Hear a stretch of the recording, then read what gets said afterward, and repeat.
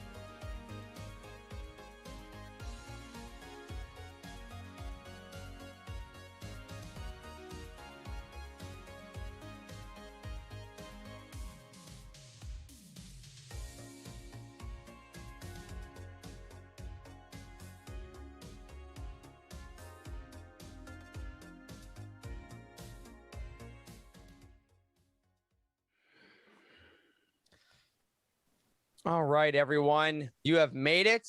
That's right. This is the episode where I can justify my spending habits to a mass audience. I'm very excited to talk about capitalism and toys, but most importantly, lightsabers. It's a lightsaber episode of Living Force. We got a full house here, but not the house you might be used to. But before I tell you who's subbing in for our favorite beautiful boy, Wes has to punch it. Sausage!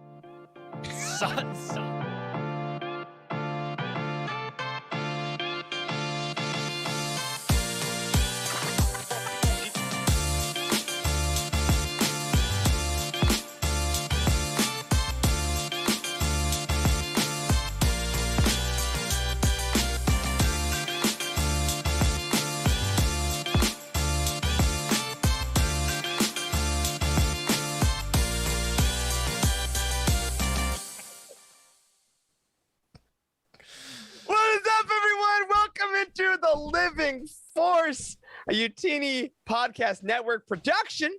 I'm one of your hosts, Eric Eilerson, and joining me tonight to chat all about our favorite holy weapons is a full cast of characters. First, we got the meat eater extraordinaire, Dr. Corey Helton.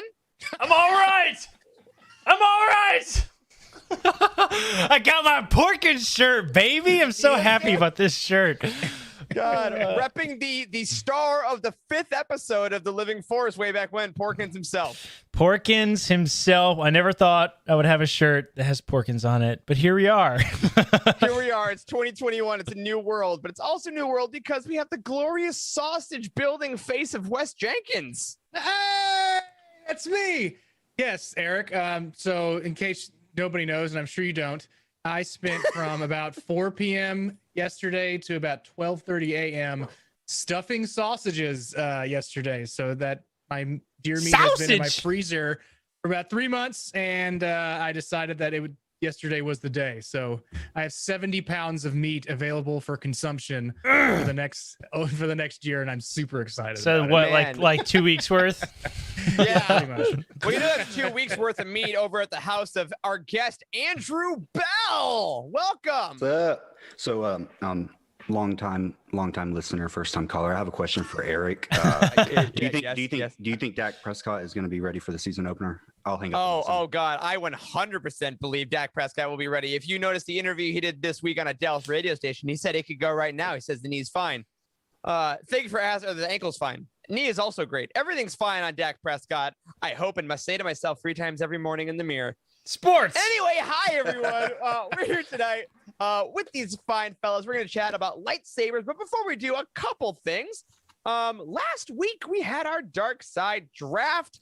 It was a ton of fun. We put up a poll on Twitter to see whose team y'all liked the most. We got an even 50 votes, and the final tally goes as such. In 4th place, Dr. Corey Helton's team had 8%.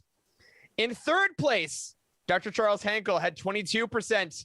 In 2nd place, Wes Jenkins with 28%, which means in 1st place, myself with 42% of the vote. I never win anything ever on this stupid podcast. I don't know why we do this crap together, man. You not only didn't win, you came in dead last. Every single time. I can't have anything.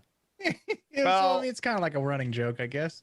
we'll see how you do in the next one, because we did ask what you guys want the rest of the drafts to be like, and we got a lot of requests for a bounty hunter draft. So we did not officializing anything, because I don't plan as far officializing. out. Is that a word? Officializing. Yes, it is today. Today it is. I said it on the internet. today. It lives forever. Basically it is. So keep your eyes out. We're very excited for that. Another quick announcement before we get into some patron stuff and our weekly roundup.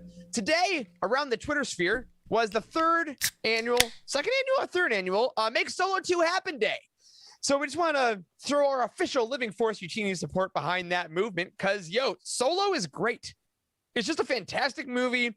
It deserves more spinoffs in books, in TV shows, in movies. So, hashtag Make Solo 2 Happen. I need that Kira Maul story. Do we see it on Disney Plus as a live action miniseries side project movie? Yeah, I man, think a so. miniseries would a be fantastic. miniseries. Yeah, a maybe that's what the Lando one 6-episode is, miniseries. you Ooh, that would be Like the good. Lando show. That would be good. So, yeah, love that. If you're looking for a show to watch tonight, or a Star Wars movie to throw on at night because you're like Corey and you can't fall asleep without watching Star Wars, maybe pick Solo this week. I have And I disease. seen, yeah, joy. Boopity boop. Moving on. Next, we want to say, as always, a quick thank you to all the people in the chat tonight. We already have a ton of talk about my horrible spending habits on all the sabers beside me. I'm excited to talk about more of those. And Ian, thank you for praying for my quarterback. I need that this year. I'm just going to say that.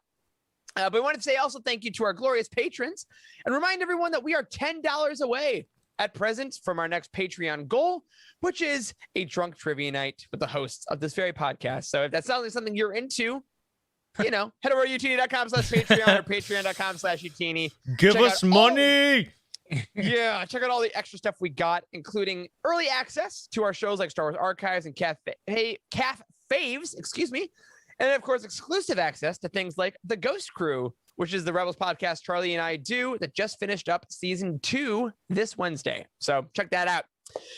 We also have a patron of the week this week that wrote in something. Charles is not here. Oh man, Wes, do you want to take a crack at it?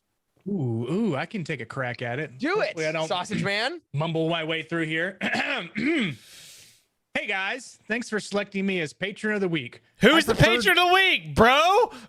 Damn, man. I mean, I was going to say the name. And then they say the name in the next sentence. So as you ruined it, the name was going to come up. Let me start over. All right, back to All right, back to one. Hey guys, thanks for selecting me as patron of the week. I prefer to go by chirps for the sake of anonymity. I spent my whole life so far growing up in California. At the moment, I'm a 21-year-old college senior studying animal biology at a university. Believe it or not, my first interaction with Star Wars was coming over to my neighbor's house and watching them play Lego Star Wars on the Wii. I had no idea what was happening, but I was so fascinated by all these cool characters and locations that I bought the game for myself. I still think that beating the pod racing level combined with the Wii's motion controls is one of my greatest accomplishments. Eventually, my dad, who never told me he loved Star Wars, wanted to watch all 6 movies with me. He loved me. I'm like, oh my God, man. This is dark. For the first time in my life, he told me he loved me because of Star Wars. It's not what he wrote. Moving on. Wanted to watch all 6 movies with me after realizing that I only knew Star Wars as some Lego video game. While I wasn't born early enough to watch the original or prequel trilogy on the big screen, I was the prime age of 15 to watch The Force Awakens, and I swear I almost teared up hearing the fanfare again. I've only started delving into the Star Wars EU in January, my first book being Light of the Jedi. Nice. Good choice. I haven't read a book that wasn't forced upon me in some English class since I was 12, and reading Light of the Jedi ignited my old spark for books once more. I planned on reading 12 books this year as a challenge, but the year is not even halfway over, and I've read 14. Yeah! Nice. Awesome. So far, my definite favorite story, other than Light of the Jedi, is Claudia Gray's Master and Apprentice. All right. Strong Also choice. correct. Strong choice. Phenomenal. Towards the beginning of my Star Wars EU journey, I was looking for an online resource that I could use to find out which book I should read next. This led me to Utini, which provided me exactly what I needed and more. I never thought I'd ever watch weekly podcasts about Star Wars books and comics, but here I am. I also love participating in the friendly and welcoming Discord server. I decided to become a patron to show how much I care about what you all have given me, especially considering all I got to do is sacrifice a $5 coffee each month. Oh, that's rough, even for me. Money talks, baby. Thanks for everything, guys. Finally, my question for the hosts. As an animal biology student, I've been fascinated by all the unique creatures of the Star Wars universe, from the Varactyl that Obi-Wan rides in Episode 3 to the giant, oh boy, Shio bird, SHYY0 or O bird that Cal Kestis rides on Kashyyyk in Jedi Fallen Order. Oh, that's right. Yeah. I love them all. If you guys could choose any Star Wars creature to be your pet/mount, what would it be? Wow. Good Fantastic question. story. Great question. Yeah, great story. Yeah. Fantastic. 12 I know books this year. immediately. That's impressive. All right, what is I it? know immediately. I have a mount and I have a pet because I said both, right? Yeah. So Yeah. mount, it's a tauntaun. 10 out of 10. I'm a tauntaun man. Oh, strong till I die. I'm a choice. tauntaun man. I'm a tauntaun man. And then for a pet, I'm gonna say Ember the Charlhound from Light of the Jedi. The little dog that Belle finds. Okay, yeah. Yeah, Wow, that's what I want. That's very specific. Any Charlhound as a whole, I'll say. Okay. I searched for Star Wars animals and a picture of Max Rebo came up. No. That's your mount. That's my mount. That's my mount. Dude. Great. Oh, I already had to man. change my answer though, because I almost forgot this thing existed. My pet is of course actually it's a love cat. I'm A Lothcat? Oh, yeah. duh. Yeah. It's a love cat. All right. I want my What do you pet. guys think? I want my pet to be what's the monkey lizard thing? Kwakian monkey Yes, lizard? I want one of Monkey those, lizard. dude. They're so fun. That was very Are good. those Really good. Are those sentient? Somewhat, yeah, they're sentient. Yeah, he was like, sure. he was like, Okay, so he was you're- like. So you're pro-slavery then?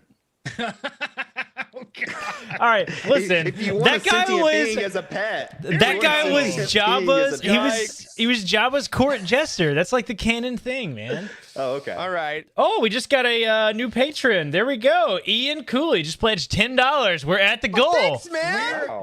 We made it. Ian has been like my best friend for a decade.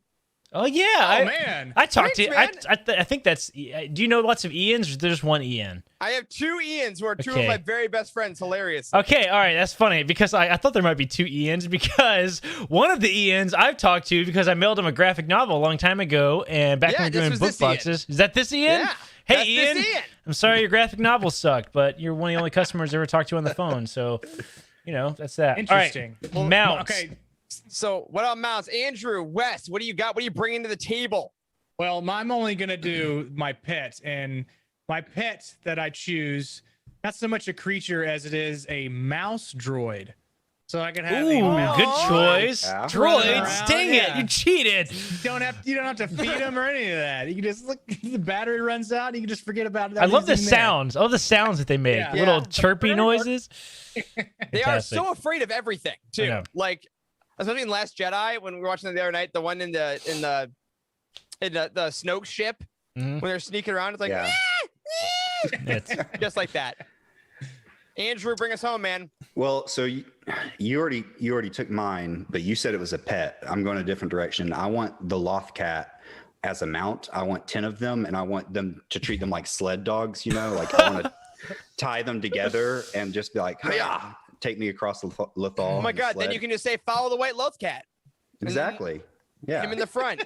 I love that. I actually want to get Cuba Gooding Jr. to do a sequel to Snow Dogs instead. It's just gonna be Lothcat. Brilliant. What do you say to make them go? Please. Like much? Like, please? What do you You say? gotta use the Force. That's all. You just gotta nudge them with the Force, like Ezra. Yep, yep. For the Great love idea. of Dave, I didn't- for the I love didn't- of Dave Filoni, please go. I didn't choose a mount. Were we supposed to choose I'm sure you both? didn't get him out. Okay, I If want a you want. bantha. Bantha's what I What want. are you mounting? Oh, Bantha's Yep, solid. I want a Bantha. bantha. Mhm. Nice Okay. easy Yep, ride. that's right. I want the Bindu as my mount. There's a mount. Bendu. Oh, that's funny, dude. Wes Jenkins, Jedi Knight. Sorry, Andrew. Get off me. That'd be great. All right, looking in the chat here, Joxy brings up a great one. A Loth Wolf would also be a sure. great pet and or Ooh. mount. Yeah. Yeah. A lot of loves. Oh my god, and Stephanie Mack says pet's a Loth cat and a Dianaga to ride. That's Ooh, gross. ride. Gross. Well, you know what? If y'all listening and watching, let us know what is your mount and or pet. Tweet it to us at Living Force Pod. Throw it in the Discord server. We'd love to see what you got. All right, now on to our Star Wars weekly roundup. We want to start this weekly roundup with something that was brought to my attention actually by our guest Andrew Bell. Here at Utini, we have a lot of people on our team. We just hit over 30 people that work behind the scenes at Utini. Some of them you see on camera, some of them write words that you read, some of them keep up timeline databases. And there are so many amazing staff members that we love so dearly. But lately, because of all kinds of extra factors, there's a team member that has just been doing so much extra work, specifically in our video team, that Andrew wanted to really point out, and we all couldn't agree more. And that's our very own Nathan Emery, who actually edits these very weekly roundups. So Nathan, as you're editing this dude, you've been freaking awesome. That dude right there with the most gorgeous hair you can imagine. You've been just awesome. And we don't tell you this enough, and I hope that y'all love Nathan's videos. Go to his TikTok, go to his YouTube channel personally. But Nathan, just a quick shout out for all the awesome work you do, buddy. Dude, Nathan's TikTok is so chill. You got to find him on TikTok. I don't know what his username is on.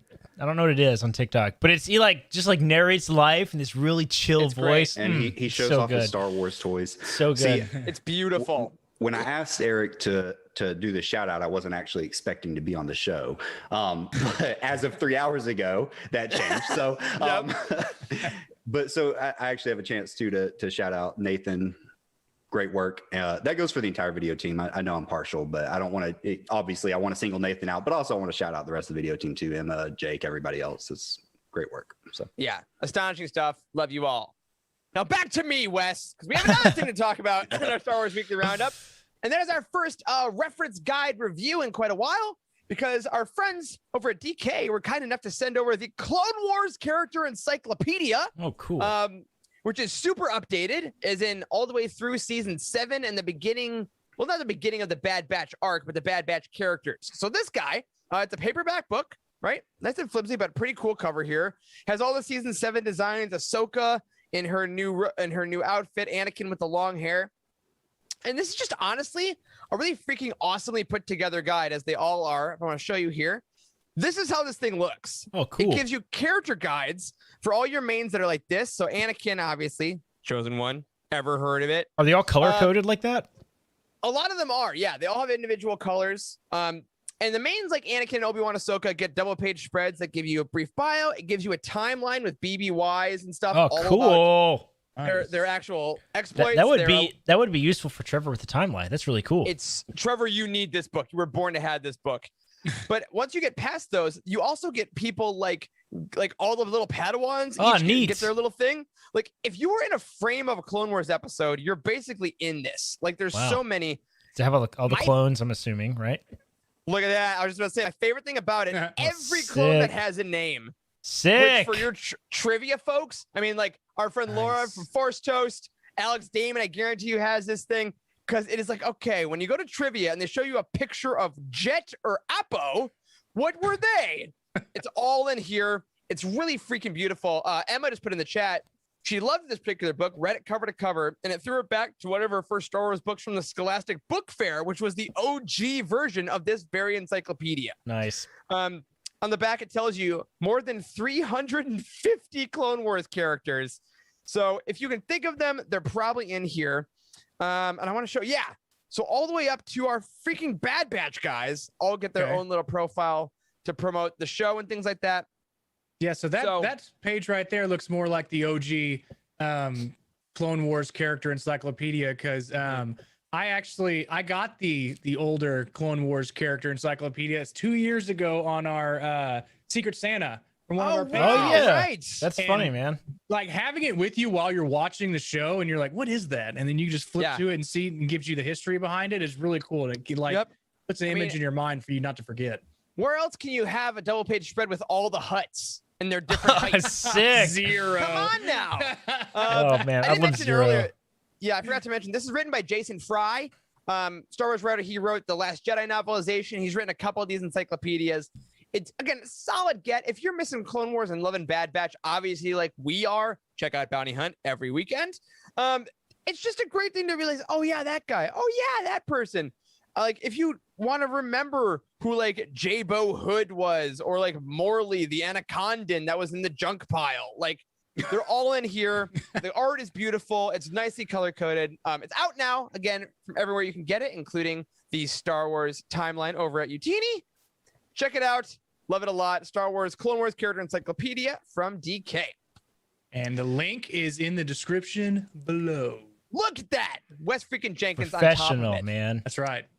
Two other things we wanted to discuss on the weekly roundup this week.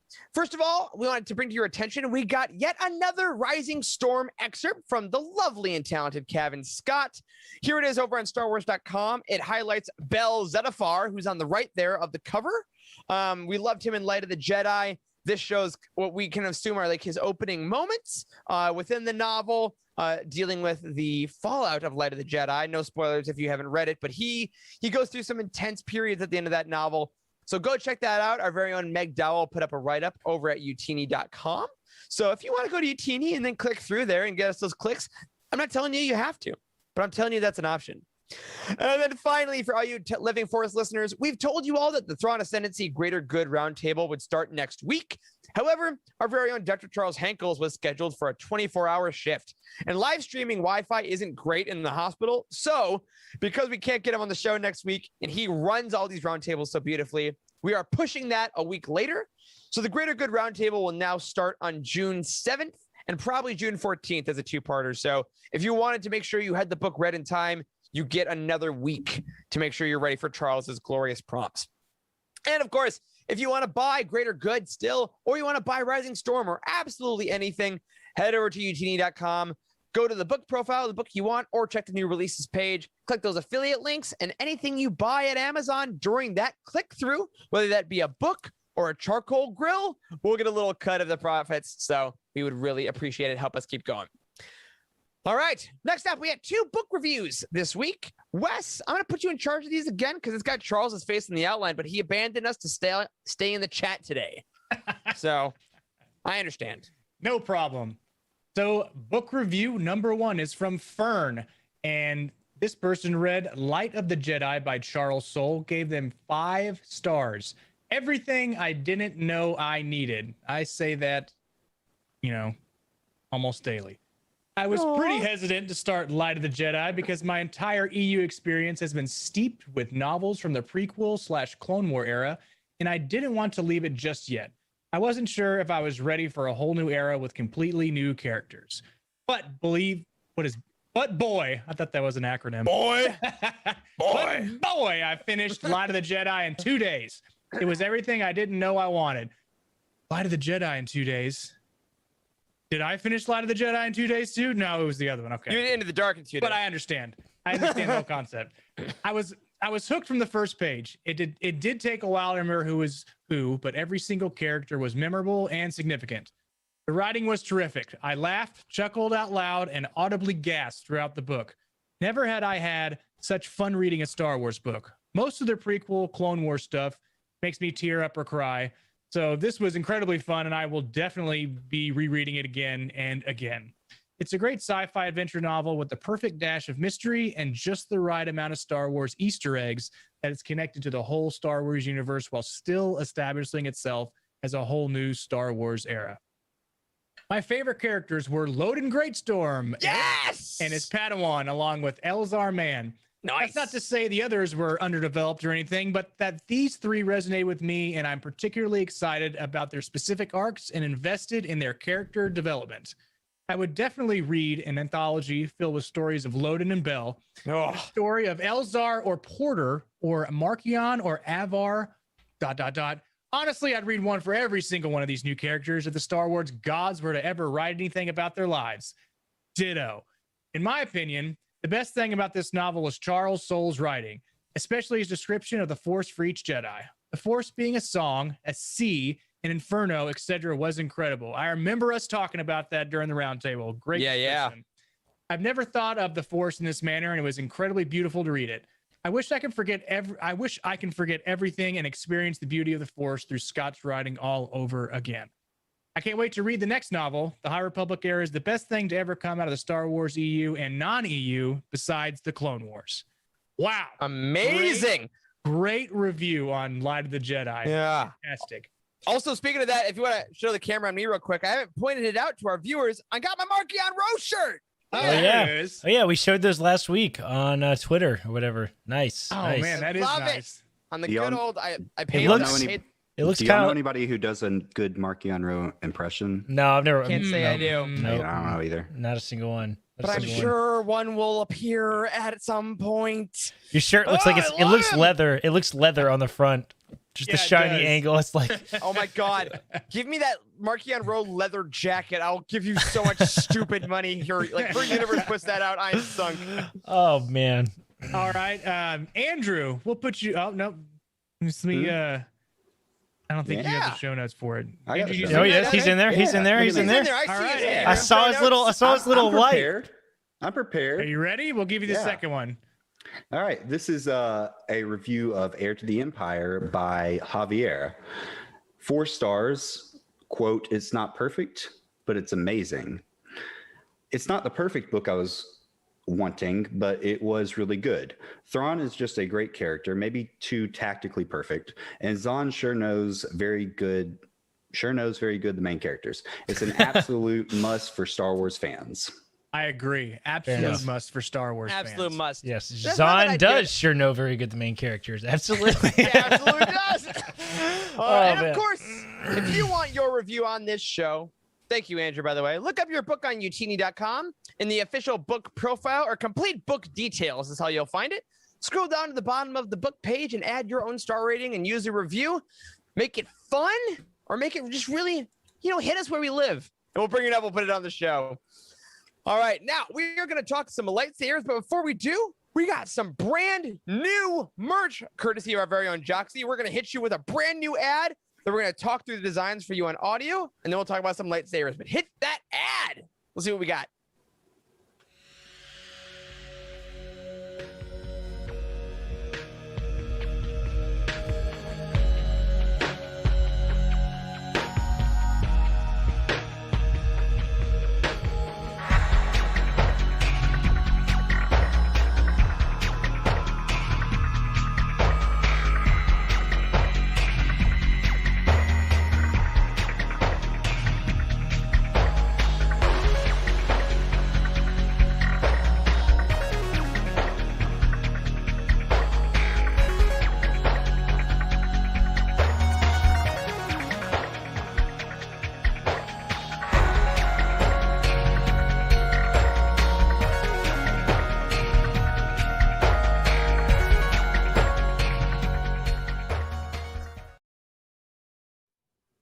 My gosh, dude. Joxy always brings it. He does. But let's throw up the screen share of all these new things we got. So for those of you listening, over at utini.com/merch, you can find a few of these things. We got the Utini aluminum water bottle, the pint glass, which I think I'm sure Trevor and Frank scream. Yes, like literally found out that we had a pint glass on the website as I watched that ad, and I was like, holy crap, we have a beer glass. I am absolutely going to buy that myself. Incredible stuff. We got the Greater Good shirt in honor, obviously, every new book that comes out. We try to do an inspired by shirt. They're coming in red and black. So whatever you want to do there. The inverted colors, that looks sick. That's amazing. Maybe the star of the show, though, the Legends Look Back fanny pack for all your 90s needs. That's right. Don't need to carry your wallet or phone in your back pocket, gentlemen. That's right. Now you have a fanny pack. Look how stylish she looks. In your fanny. Looks great. The Legends Look Back also has a mug. We have, of course, with Pride Month coming up, we got the Utini rainbow shirt and tote. Super inspired by those comics that we showed a couple weeks back with the rainbow on them. Were super cool. I was like, why don't we have any rainbow stuff? We need to, because it looks sick. And there they go. We got the Utini Network shirts, which of course would not be complete without the Cosmic Force and finally Living Force shirts. So your and the Cosmic Force tote, of course. So whatever show you want to rep, we got the shirts for them. We got the designs for them. Head over to utini.com/merch now. Use the promo code GOOD15, GOOD15 to get 15% off. And enjoy. Jose, always just freaking incredible work. I just had this thought, but that Cosmic Force tote would be excellent. Like if you still do like a physical comic run to take, like put all your comics in. You know? That's a great idea. Like bring it to your comic store, and they're like, "Whoa, what is that? That looks like comic, but there's an S in it." You're like, well, here's the thing. Then you flip around your fanny pack, and you're like, "Bro, I ain't got time for that." And you leave. be like, it's gonna be like that's gonna be $37.50. Be like, no problem. And then get your Velcro wallet. Right. Love it. Well, I love it. All right, time to stop shilling about things that we will buy and talk about things that we have bought or that we love, and that is lightsabers, everyone. Real quick, Corey, I put this in our Living Force Slack. This entire episode, I'm not going to lie, was built upon this meme that Spiceden made. That if you get a chance to share with our audience. I will pull this up now. So this is why lately during quarantine, I've decided to fall in love with lightsabers again. And this meme was made when I got my Ahsoka sabers. And Eric, you're all hunched over. That's terrible posture. Right. Which is terribly inaccurate because I have a secret lab chair, not a sponsor. But I wanted to start this episode yet.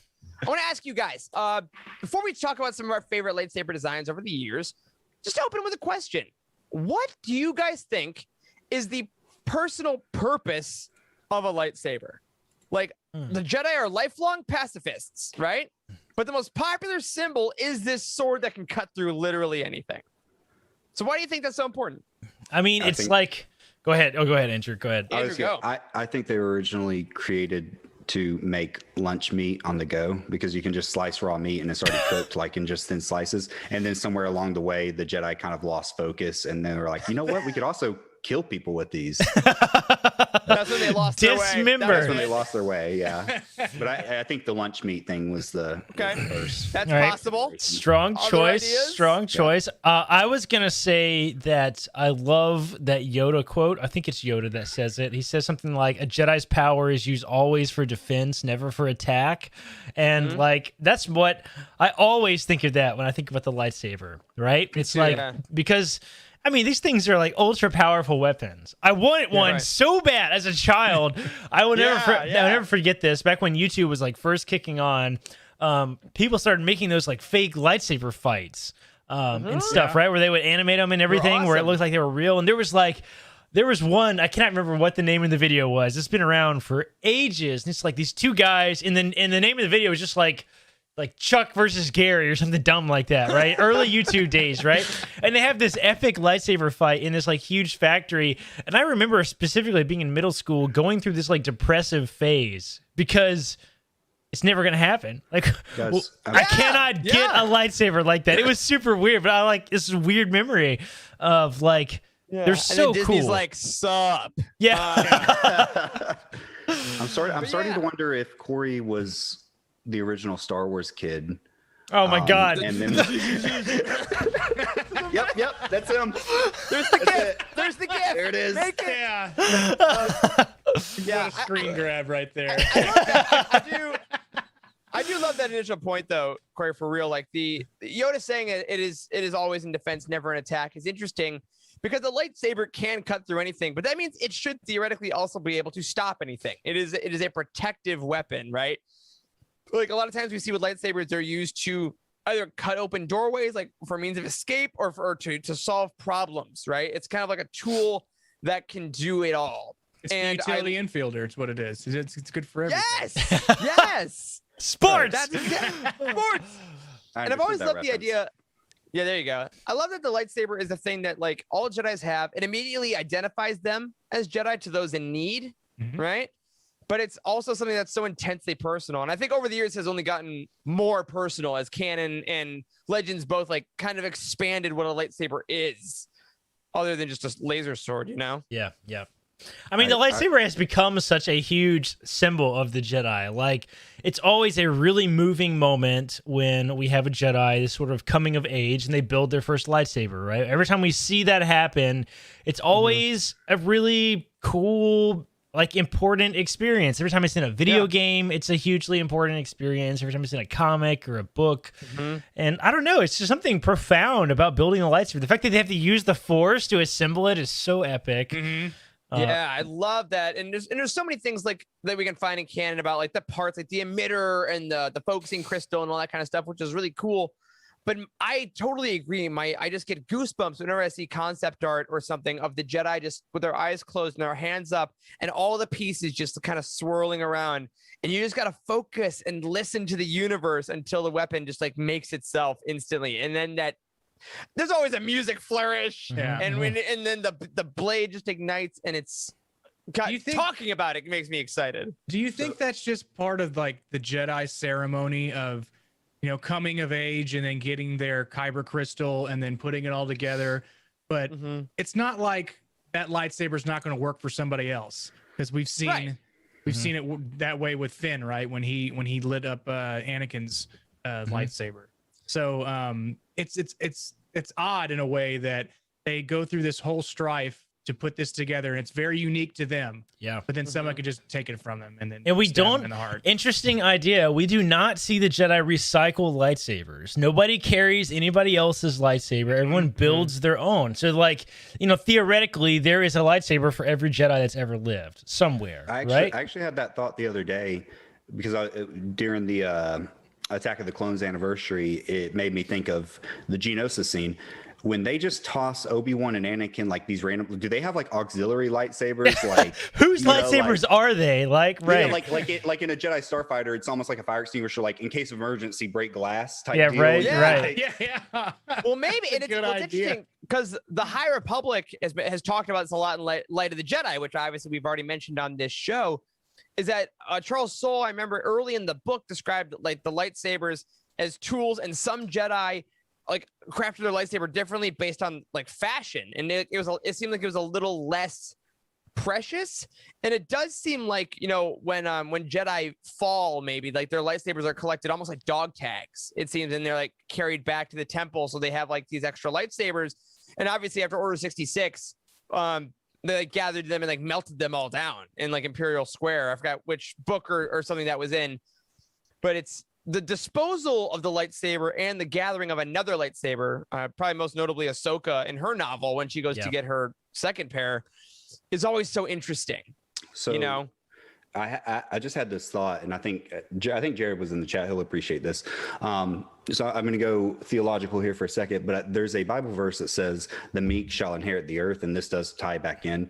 But I actually heard recently that there's a different translation that says those that, and again, Jared, please don't check me on my theology, but there's apparently like a different translation that comes out closer to those that carry a sword but keep it sheathed shall inherit the earth. And I think that kind of ties into like the mentality that a Jedi should have as far as you know, as a lightsaber, like capable of violence, but controlled. We see Yoda's twice, essentially, outside of the Clone Wars, obviously, but like the end of Attack of the Clones, and then when they're going to the temple. Like, that was two very specific points. And that was a big deal in Attack of the Clones when you first see him draw his lightsaber. Right. And Ian puts a great point in the chat. He says, I imagine it's like Harry Potter wands. You have a lightsaber that's yours and you can use it, but you aren't as adept with other people's. Like the wand, like it doesn't listen to you as well. Right. And I think we'll definitely get that. Like the High Republic seems like just the way it's being written about so far, like with the lightsabers powering the vector weapons and things like that. I think that we have possibilities for expansion. But on that note, I actually wanted to talk a little bit about the evolution of lightsabers with you all, because we've gone to a couple different places with lightsabers, right? We had like Luke switched lightsabers between movies, and we didn't hear about it. The famous deleted scene in the cave rebuilds the lightsaber. They're building it. But we can go even further back in Legends. I see Jared. Oh, Jared in the chat. Matthew 5:5. There it is. Thank you, Jared. Yep. But I want to go all the way back to Dawn of the Jedi Into the Void, which had lightsabers like powered by power backpacks. Did you guys ever read this one? No, I've never heard of that. Yeah, like the lightsabers were like a tool, but they had to like carry around these batteries essentially. Like a Ghostbuster. Yeah, exactly. which is funny because like you think of like, you know, we now see the Clone Wars episode where the kids go to get their crystals. That Ahsoka arc with David Tennant as Hugh Yang is such a cool arc that I think it's hard to remember a time before that's how lightsabers were gotten. But now like having them as tools, Spice then says the proto sabers. To have it that much earlier, they hadn't quite figured out the mysticism yet or been able to like create the technology, which of course then evolved into, all right, we can have the crystals work on their own. But then people like the Sith were making artificial crystals, or even in KOTOR, Corey, like we got crate dragon pearls you can use as crystals. Yeah, you know, we've really seen quite the evolution of the lightsaber over the course of time, right? Like, like you say, we see Luke build a lightsaber in that deleted scene from Return of the Jedi, and then like KOTOR added all kinds of weird stuff. Like you can change your hilt around, you can change all kinds of crazy stuff, and like and now in recent canon has really done a lot to developing like crystals and changing those, and it's been sick. Yeah, Matt, it's noting Master and Apprentice how they used like what was it, an orange?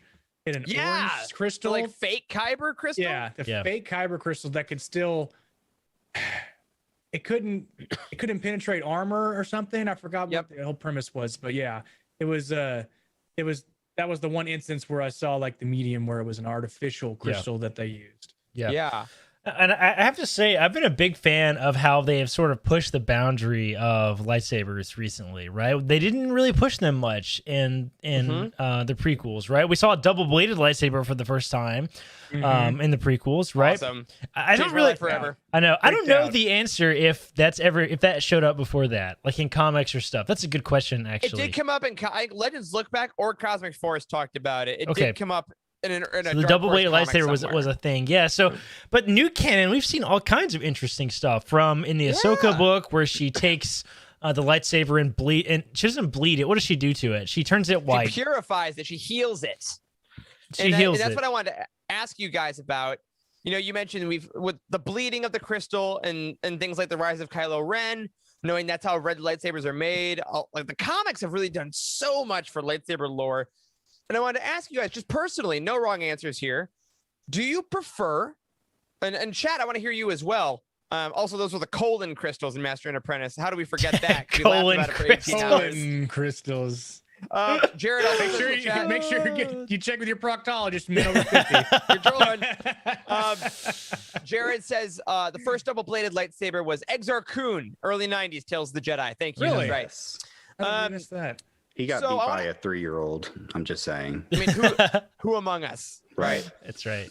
You're a parent. You know how easy it is to get beat by a 3-year-old.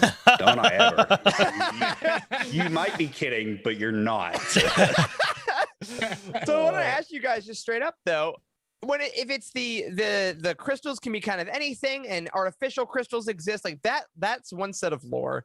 And now we have the kyber crystals are a little more organic. They call out to the Jedi. You can infuse them with pain. They're all basically clear until the Jedi gets them. Like which lore do you personally prefer? Corey, I guess you prefer the new one. No, I like all of it, man. Like I'm all about like pushing the limits of creativity with this type of stuff. You know, we are 40 something years. How many years into Star Wars are we now? 76. Yeah. Like we're 40 something years. 44 years into 44 years into Star Wars now, right? We have had lore really change a lot over time, right? Like, and I really like the fact that lightsabers have this fluid sort of characteristic that nobody really understands. We see the Jedi seem to understand lightsabers, but like it keeps changing, right? And it's not a bad thing that it's changing, right? Like it's just new and different and weird. I love it. We have lots of stuff in Legends. The light whip, like I loved Zana, baby. Yeah, the light whip was really cool. We've had lots of weird stuff. Like I'm all about it, man. I'm all about it. And Canon's bringing it back. I mean, like if y'all didn't read A Test of Courage or are excited for the next wave of High Republic, I'm just gonna keep talking about the High Republic in every episode. Deal with it. It's here. Like Vernestra Rowe has a light whip, and that is clearly because of Zana's influence. And now she shows up in the comics again with that light whip. Like we have a lot of variations that we'll talk about once we get to some of our favorite hilts. I didn't want to talk about too many of them because I know we have some coming up. But like Asajj Ventress's double-bladed lightsaber. It actually is just 2 sabers that like can connect and do all these weird things. And then a couple of, I know Andrew, you have one coming up that I don't want to spoil for people. But Wes, Andrew, same question to you guys. Do you guys have a vibe one way or the other on the kind of more traditional power source artificial crystal stuff, or the more kind of organic living being lightsabers? I like the kyber crystal being the organic living being. The top echelon can't beat it. It can basically beat any of the artificial, but I like the artificial crystals as being a formidable foe, right? They still do damage. Yeah, sure. They still have like maximum pain that they can give, but the only thing that can counteract it is a kyber crystal lightsaber. So that's kind of where I'm leaning. Yeah, I love that. So I'm gonna try to keep this like base level without going like too deep into it. I'm more in favor of like non-living crystals, only because if the Jedi are using living crystals, it is more of a muddled moral thing to me, I guess. I don't know. It's just kind of a weird thing. Like the idea of the Jedi using something that is living seems contradictory to their nature, which the Jedi have shown us that they're okay being contradictory to their own beliefs. Yeah. I did make a decision going into this episode that I wasn't going to slander the Jedi too much. So that's as far as I'll go. That's fair. That's fair. Yeah, no, I think I prefer kind of like the more just like artificial, like it's just matter. It's not necessarily like a living thing. And I think that's the cool thing about it too, is that, you know, whatever side you fall on as listeners or viewers, like there's content for all of it, and there's really cool ways to do it. Super chat from Steven Smith just came in. Steven Smith. Keep up the good work, fellas. Love your channel with the horns. Thanks, Hell man. yeah, man. Thank you. Yeah. We try. And you know what? Here, we're going to keep doing that work because I'm going to plug something that's going to help you all. We talked about this in a Star Wars Weekly Roundup when it first came out. But when I gave the homework assignment for this episode, which you'll hear about in a second, I went straight to this book, which is the Lightsaber Collection book. I know. I was really wishing I had that book when I was doing my homework for this, man. Yeah, I'm really wishing it. You'll see in a while. If you didn't pick this one up, it's this conversation we're having all along. It has the brief intro about, you know, fighting styles and how's the lightsaber made, what's it like, and then it just has the visual of every lightsaber in canon you could kind of ever want: books, comics, movies, etc. So just a quick plug for that book, because we're still a book show, you know. But before we get to our favorite sabers here, guys, I just want to ask you, round robin style, a couple quick, easy-ish lightsaber questions. Andrew, we're gonna start with you. Favorite lightsaber color? Favorite lightsaber color? Green. Green. Wes? Magenta. Nice. Corey? So bougie. Yeah. If we're talking about playing a game, I would go with magenta too. Funny enough, like I love the magenta stuff, but blue. If I'm choosing a movie color, blue. Okay, that's dope. Basic.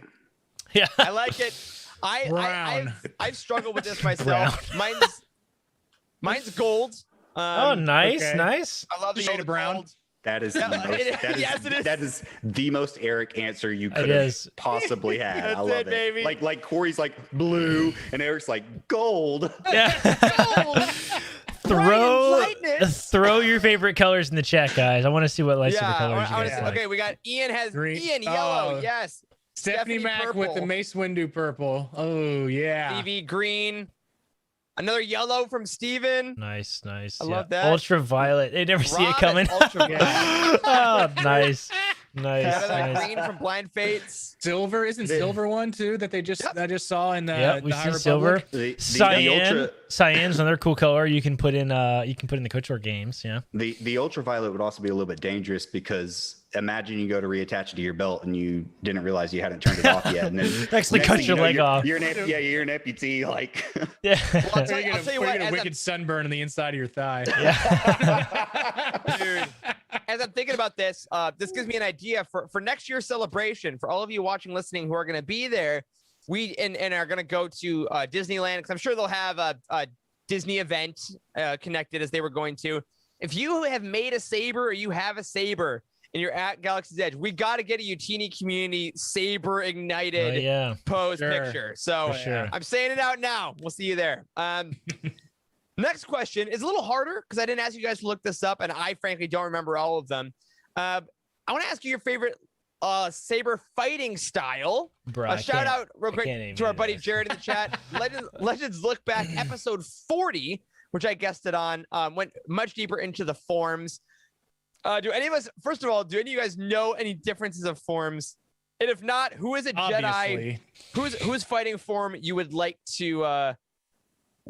Who would you like to imitate? If you had to pick a Jedi to fight like, I would like to imitate. Well, the fighting style is Makashi. That is form number 2 for all the late my dude. You're my dude, Wes. That is Count Dooku's fighting style. Oh, sure, the duelist. Hand behind his back makes you feel foolish because you can't beat him because he is the what did I call him? A great swordsmith. Great swordsmith, man. Oh man, You gotta wear those pajamas. All right, fluid Corey, movements like a Andrew? fencer.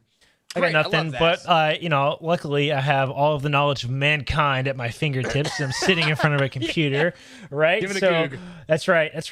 Obi-Wan uses Soresu. How do you say it? Yeah, Soresu. Soresu, yes, which is form number 3. It's like a fairly defensive fighting style, and I'm all about it, man. I would love Obi-Wan's fighting style. That's why the council sent him to fight Grievous, man. I do like. It's kind of cool because they actually do incorporate a lot of his like actual form into the Battlefront game with like his abilities and stuff like that. Yeah, sure. With it being like very defensive. I like that. I'm gonna go because I also have everything at my fingertips here. I believe now I'm second guessing myself. Yeah, okay. I would be a Form 4 fighter, a Taru, which is Ahsoka's fighting style of like quick movements. When I've done my combat training in my life, I love double weapons. I love always having movement, constant, like short, quick attacks going on. So that would be me personally. So as far as form goes, I would be the same with Corey. I'd go with the Soresu. But as far as like whose fighting style I would want to emulate the most, I'm going to go deep dive here, and if Jared's here, he'll probably appreciate this, and Trevor as well. I'm going to go Sin Drawling, who is one of my favorite obscure Jedis of all time because he was actually the swords master of the Jedi Temple. That's right. You had to fight him in the Revenge of the Sith game on PlayStation 2, baby. He was my favorite character in the duel mode in that. Yes. He was so good. He was so good, baby. Man, what a throwback. Right? So I've got his Wikipedia pulled up here. He was skilled. He mastered every form of lightsaber combat except for 6 and 7. 7 is Vapad, which Charles put in the chat. Our Vapad, which is literally just more proof you need. Is all the proof you need that Mace Windu was not a good Jedi because he literally designed a saber style that is based on the dark side. Yeah. But I digress. Anyways, he sucks.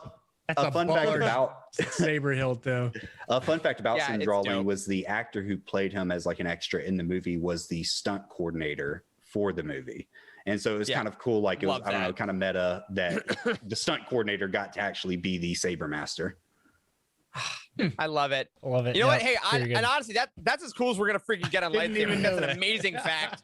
Let's go to the homework I gave these guys, which was I asked them to throw up their 3 or 4 favorite lightsaber hilts, and we're just kind of gonna go around and talk about our favorites in the chat. Let us know if we're right, if we're wrong. Let us know some of your favorites. This is it's a celebration of some of the coolest designs we've gotten. So Corey, I don't know the order. Yeah, neither do I, because there's like a ton of images. We all chose 4, right? So let's just and Charles did as well. Let's just sort of round robin them, and I'll just kind of pull them up randomly. I'll start with the first one that I pulled up, which is one of yours, Eric. Is it mine? Oh, yes. Okay. Right here. These were my first lightsabers I ever owned. This is Ahsoka's white hilts. Hold on here. Yeah. Eric and IRL. Here we go. Ahsoka's sabers from Rebels. I love them. They're the first white lightsabers I saw. Because I think I watched that before I saw Sinube's in Clone Wars. I love the curvature, the samurai kind of design of them, and then reading how she got them in Ahsoka was amazing. So Rebel sabers. That's her new sabers too, right? That's not her original sabers, which are a little different, right? Which are these other ones. That's one of mine. All right, let's don't you fret. Eric has them. We'll see. I'll bring right. it up if I have them. I'm just gonna like close out of the tab of the image and just pick a new one. I think this is one of mine, which is Kylo Ren's lightsaber. Man, I love. It's so rad. I love Kylo Ren's lightsaber. I love how hacked together it is. I feel like if I had a lightsaber, this is what it would look like. I would have like. That's how a lot of ours would look like. They wouldn't be clean and finished, except for like Freddy maybe. Oh, that's right. The soldered on exterior wire is just what makes it for me. It's just they forgot a step and they're just like, just throw it on the outside. I know, exactly. It's not up to code, but don't worry about it. It just has to work. And when they showed this for the first time, in the Force Awakens trailer with the delayed, oh man. Boom, and this paved the way for new lightsabers in canon because they are like, it's not super stable, right? It looks hairy and like it's on fire. Like it's awesome. I love his lightsaber. It's fantastic. Man, Rob says it's the Millennium Falcon of sabers. It's just kind of put together. Fantastic. That's a great analogy. Here's next up. Here's one of Charles's lightsabers. Genji's. Yeah, Genji's lightsaber was probably the coolest looking lightsaber in that arc on the Clone Wars, right? It's like the wooden, it's like wood and kind of pointy. Yeah. Yes, I know. From the Worcester tree.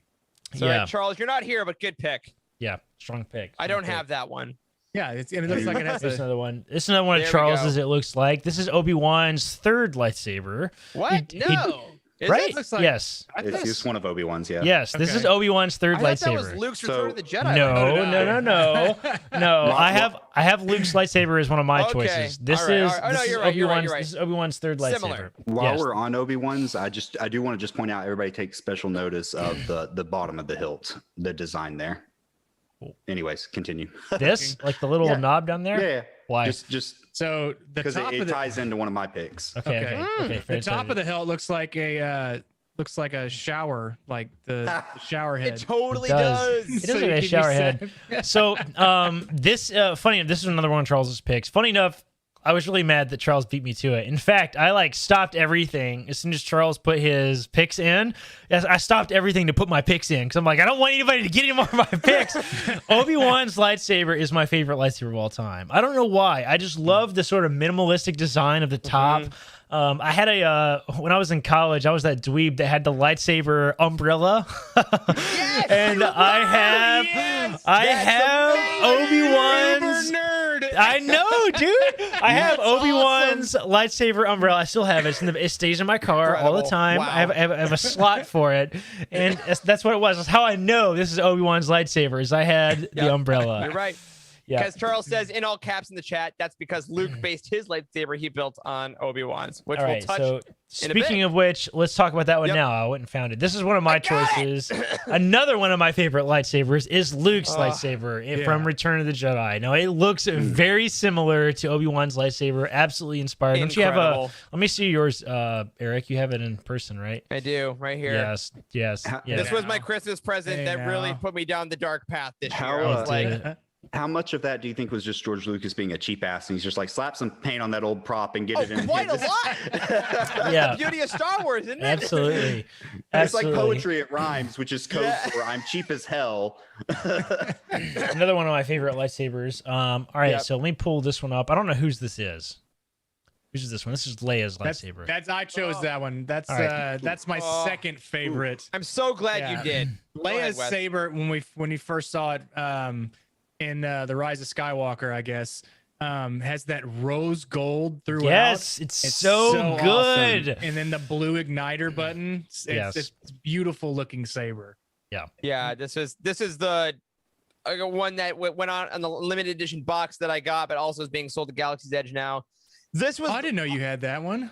Yeah, man. This is one of those ones that I'm like, and also like it screws off the top so you can put in a blade and stuff. But like this, weirdly, when it came out, when it was announced, I got so excited, and I hadn't thought a ton about it since Rise of Skywalker. But they're like, you can get Leia's saber, and I was like, oh my god, I need it! Like, it's beautiful, and it's like It is. Ugh, One of it's the high yes, it's regal. It's regal saber. That's a damn good description for yes, it is. Yes, it is. One of the Perfect. absolute redeeming qualities of the last sequel film, right, is that whole bit we get about Leia's lightsaber is super good. Super good. Adore Absolutely it. love all Adore that it. stuff. Great All right. pick, Wes. Let's see what else we have. Here's the one I want to discuss. Kanan Yes! Jarrus' lightsaber. That's an awesome lightsaber. I hate this lightsaber. It's so ugly. Cool. It's so great. It's so dumb. It's got the stupid round thing on it. Like, Yeah, why? that keeps your hand from being Listen, burned off. Like, Listen, keeps your none arm of the hairs from other being Jedi singed. need that shit, bro. Like, None of- only Kanan does. Because he needs his saber like that so he can take it apart and hide it in plain sight. Right. He can't just have it hanging Agreed. so he Look. can be pointed out by the Inquisitors. You fool! You not understand? As Eric pointed out earlier, I do have a toddler, and this lightsaber reminds me of these genius idea you have when you give your toddler a popsicle. You put like a cupcake wrapper on it so it catches all the drippings, and that's what that lightsaber is. You know, it keeps you from getting You're charred not flesh on helping, your hand. Andrew. That's right. And That's also, right. when you have When you cut off an arm, you're not getting little flakes of skin and other ash on you. Oh, you know? disgusting. Well, realistically, if you give your toddler a lightsaber, you can take it apart and they can't turn it on. It's toddler safe. Exactly. It's toddler friendly. Come on. See that Right. line Little in- Jason Sindula can run around and play with it, you know? That line in Rebels when Kanan's like, "Kid, I'm about to let everybody know on the secret," and he like puts his Oh my saber God. together. I love it. Yes, Corey, you know Oh you my like god! it. Of It's good. course, I love that voted. scene, but like, come on! All right. All Moving right, on. Moving on. Oh, that's Another. me. Yep, Eric. This is Ray's yeah. lightsaber. Another one of my lightsaber. favorite of all time, man. I Yes. love this lightsaber. Sure. It's This black. thing is Black, and it's got gorgeous. the wraps. like the wrapping in the middle, and you turn it on by flipping the dial, like the turning it, the yeah. turny dial or whatever on the end. And I love it because it is so clearly it's so personal. And we talked earlier like how much we love sabers that are personal. Like this was another, like this is also the heaviest lightsaber I own, but was also one that I was like, this was a no-brainer. Also in how it works if all you're watching it at home, you kind of just like flick open these things instead of doing that. So it opens up like that, and then the blade goes right in there. Does that part turn on the like that it she doesn't, uses but to ignite here, it? if you're really watching, the switch see goes it. sideways. Mm. So you like flick it and then it goes up. But Okay. this is the most personal saber I think we get in canon, maybe outside Kylo Ren's, because it is literally the staff we have followed for movie after movie after movie. Rey has had this one thing for years, and she now keeps it with her forever in her Jedi weapon. I absolutely adore it. And it's yellow. It's gold. Come on. Yeah. Come on now. Yeah. So no brainer, Rey's lightsaber. I can't wait to have, again, after more time it passes, I want more comics and visual mediums and books with this lightsaber. Can't wait. Yeah. So Yeah. there we for go. Sure. All right, here's another one. This is one of my all-time favorites as well. I was looking at Old Republic lightsabers when I was looking at this one. This one is sexy. Holy crap, this lightsaber is sexy. Goodness. I don't know what the lightsaber experience looks like at Galaxy's Edge when you can build your own saber, but if you have the ability to put any browns and woods in your lightsaber, I am absolutely going to do that. Because that's a Vera Bradley lightsaber. dude, I love it, man. I love it. I don't care. I love it. I love it. That's a compliment. This is Din Orgus's lightsaber, who is one of the characters in the Old Republic game. He's he's like the old guy that's sort of unofficially your master if you play as a Jedi.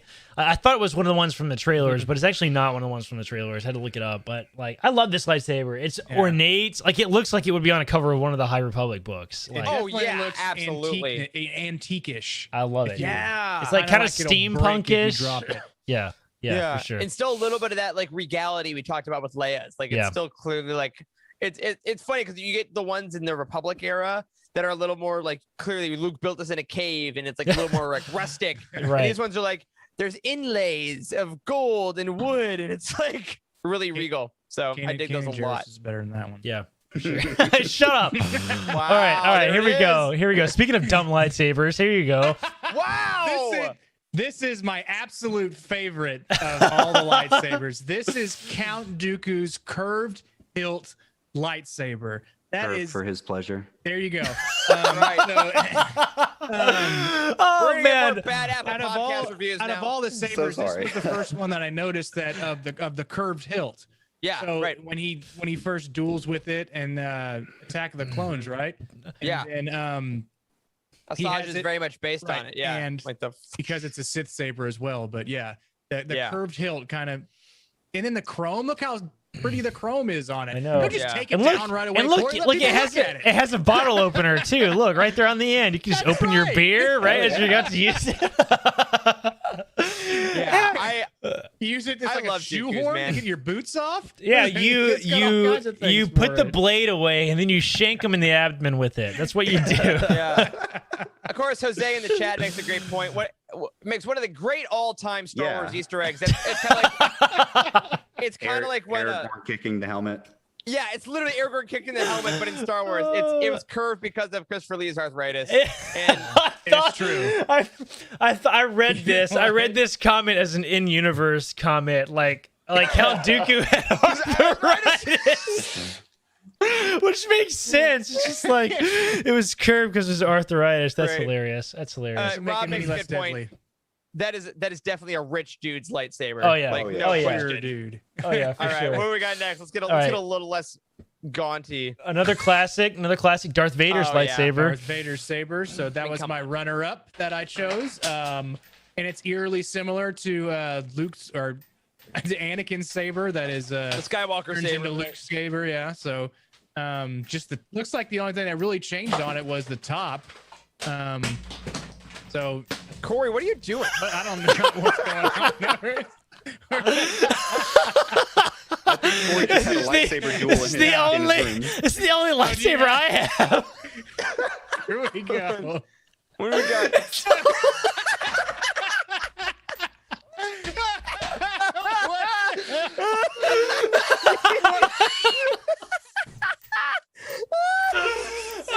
You knock over to get your hands on that. Tell the audio listeners what you're Oh holding. my god! I have the Darth Vader lightsaber lamp, and I just like I just knocked over everything in my office so I could get this into the camera shot.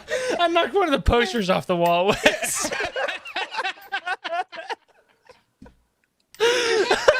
But that's what it looks like. There it is. Here it is, just a lightsaber. Is that your pool lamp? Oh my god! Right. Wes, Jacob said it best. Cool. We got the thumbnail. Oh, Jesus! Oh, I got two thumbnails for I was gonna Corey. say, we got a couple ones to choose from. We just Hey, have one for next Jesus. week. We'll use both of them. I'm dying. Oh my god, I'm crying. See, Eric has got all these like thousands of dollars of lightsabers behind me. And behind me. I'm like, Corey's like, I got a lamp. I got one. I got a lamp. I love lamp. All right. What Oh else we my got? god. We got a couple more Ooh, good ones. Sorry. Focus. I'm so glad you got it. Okay, here we go. All right. This is one of yours, Eric. It's Stellan got here? Geos' Oh yeah, lightsaber. Stellan Geos' lightsaber, the High Republic. Speaking of like these regal, like golden, awesome things, I love the crossguard design of the saber that has like the kind of talons up ahead, and then when you ignite it, it flips out to make the Yeah. crossguard. It was controversial when it came out. Some people don't dig it. I get it. It's a very different style. but, like, Whatever. every time Those I've people seen are it, wrong.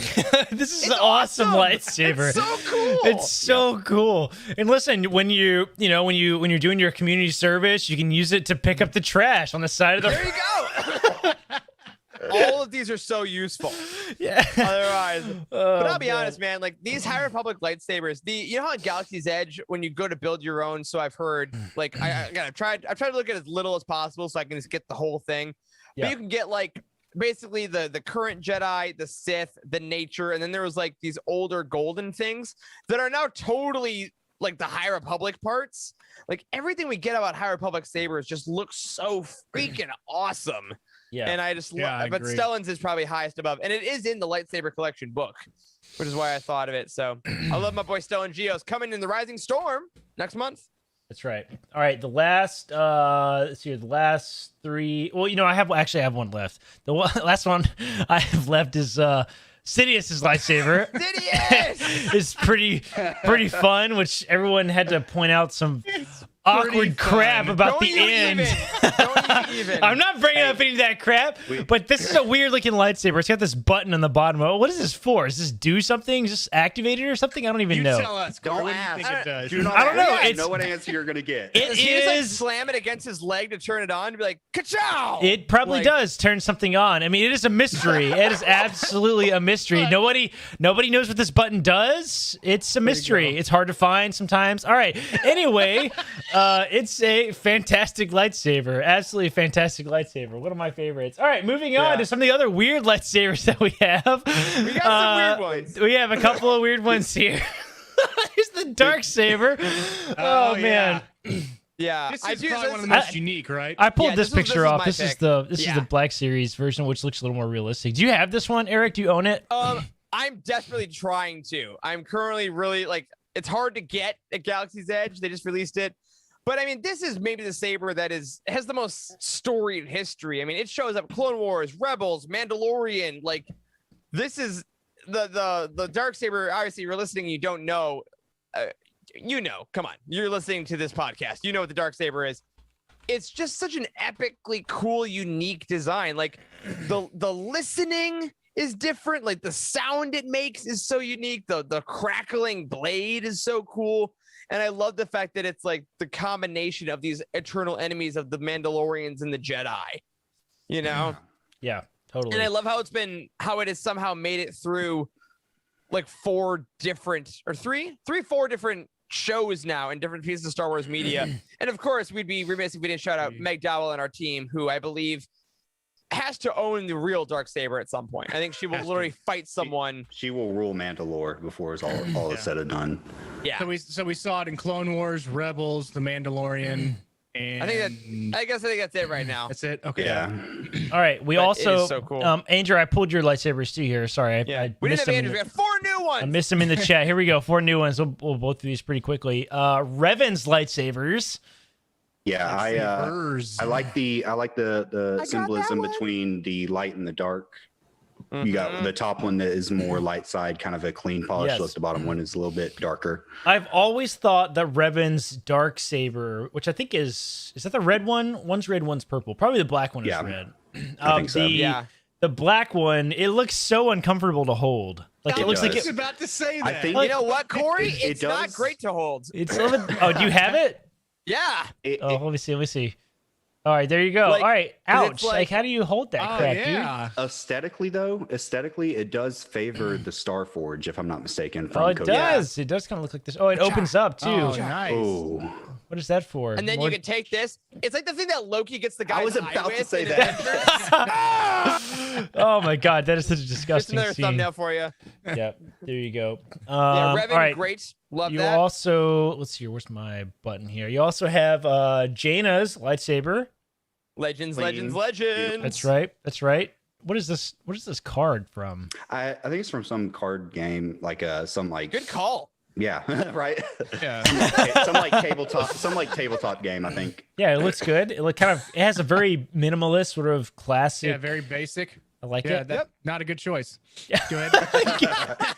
Hey, I've got the more exotic coming up. Just All right, wait. Oh, yeah, he does. Oh my God. here is Yes! Ezra's lightsaber.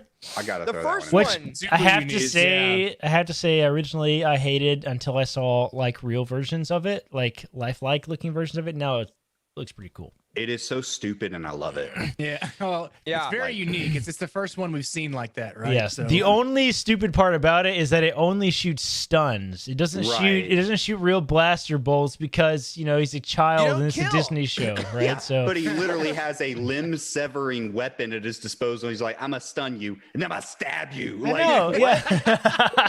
But also, I'm gonna do the humane thing and stun you first, and I'm gonna stab you." I think Ezra's is very much like Rey's in that they are probably the two most personal. Like, right? Oh, Like, 'cause yeah. there's that whole episode where he gets pieces from the ship, like something from Sabine, something from Kanan. Like, he takes his family's like equipment and makes a lightsaber out of it. Charles That gets said- just absolutely wrecked by Vader. Charles said that Ezra's saber looks like a stapler. I Of it death. resembles- It does look like a it- stapler. It looks like a like a A staple. little bit. Yeah. All right, Right. last two Andrew's super fi- weird ones. Here's Andrew's final one. Yeah. Oh God. Has, Tenel Kaz, Rancor Tooth lightsaber. She actually had 2 Rancor Tooth lightsabers. I love this so much. The story of her lightsabers is super interesting. I'm not going to go into it, but her first lightsaber did contribute to her arm being severed. So that's a cool little Wikipedia research project for everybody. But yeah, Tenel Kaz lightsaber is still one of the most memorable lightsabers in my personal life. Like, that's the reason why I wanted to build a Rancor Tooth lightsaber at Galaxy's Edge. I still might. It's the whole reason why that's an option at Savi's is because of Tenel Ka. Yeah. It's so rad. Young Jedi Knight series, check it out. Then our last one of the evening is Sinube's lightsaber, which is Sinube! Yeah, his cane. Where's the lightsaber, do you say? Yeah. It's so within thin. the hilt. Yeah. That's It's right. great.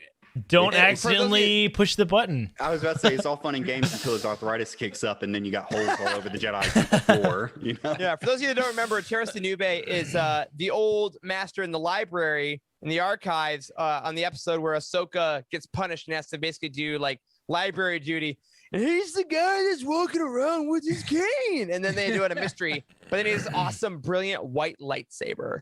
Yeah. Love Tera Sinube. Cool. One of those like E or F list characters that I just always love. Yeah, absolutely. Absolutely. Those are some of our favorite lightsabers. Favorite of all time? You guys have a favorite of all time? Mine's Obi-Wan's third lightsaber for sure.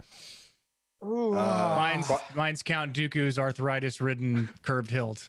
Thanks. I didn't include it because it was kind of basic, but I went with Qui-Gon's is mine. Like that's the Oh one that I think yeah. of.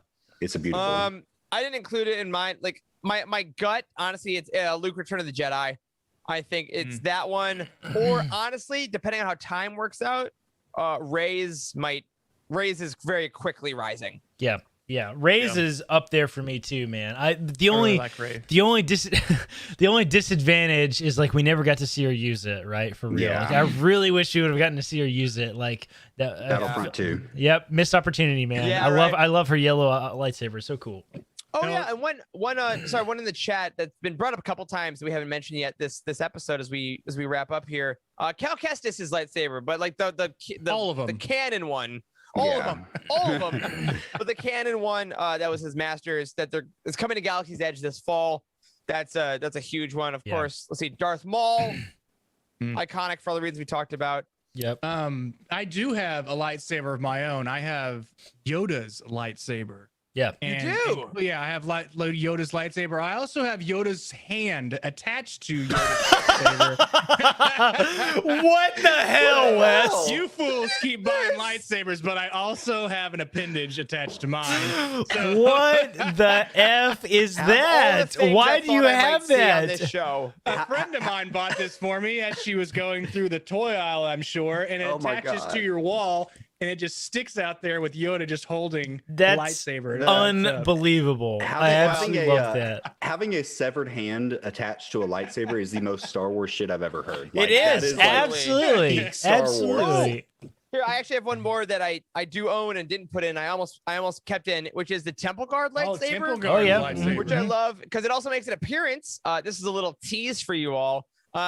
In the 2020 Star Wars comic by Charles Soule. Luke finds one in the comics we're going to be talking about this Wednesday night on the Cosmic Force. So tune in to hear me geek out about this very special lightsaber. It's hilarious you bring that up, Wes. That was one lightsaber you have, because the first lightsaber I ever had was an Obi-Wan hilt from like Phantom Menace, Attack of the Clones, with like the spikes on the bottom with a purple blade for some reason. There's no reason. It's back when they were like, I don't know, kids want them. Yeah, they were just putting whatever in it. Just fire them out the assembly line. Yeah. Ooh, sorry. One last one. Ian put in the chat that's being brought up by a bunch of people. Rey's dark side. Ooh, like, yeah, the double thing. With the switch out. Oh, yeah, love that, dude. Love that. Epic. It's all fun and games until you hold the wrong side of it and you try to flip it out, and the next thing you know, your intestines are spilling out. But you know, that's what the training is for. Yeah, you just got to practice. Exactly it. Awesome. Well, folks, if you're listening and or watching, first of all, thank you for hanging out on our lightsaber talk. We want to hear more about your favorite lightsabers. Tweet at us at Living Force Pod. Tell us about them. Throw them in the Discord. And I mean, gosh, we got so many cool lightsabers that are going to be made over the years. I can't wait to see more of them. But what I can wait for is next week, because that, my friends, is going to do it for this week's episode of The Living Force. If you support us on Patreon, we want to say thank you and stay tuned, because that drunk trivia night is now on the way. Oh boy, what have we got ourselves into? A special thank you, though, goes out to Cheryl Bell, Patrick Ortiz, and Carl Sander on our Jedi High Council, and Elizabeth Cloutier, Jason Mitchell, Freddie C., and Sally and Chris Eilerson on our Alliance High Command for their amazing support. You can find us on Twitter. I'm at Eric Eilerson. Corey is at DaxStarWarsMD. Wes is at Boss West. And Charles, when he shows up, is at C. Hankel. Andrew is also on Twitter at Andrew Bell. Is that right? It's Maybe something like that. I don't know. It's something somewhere. in that way. Follow Andrew. He talks about Alabama football. Roll A Tide. special thank you is out to Matt Davenport, our amazing editor, Ryan, our graphic designer extraordinaire, and Wes, our producer and community manager. Thank you to Corey, Wes, and Andrew for podcasting with me tonight. Thanks to all of you in the chat for hanging out and talking about some swords. And as always, may the Force be with you.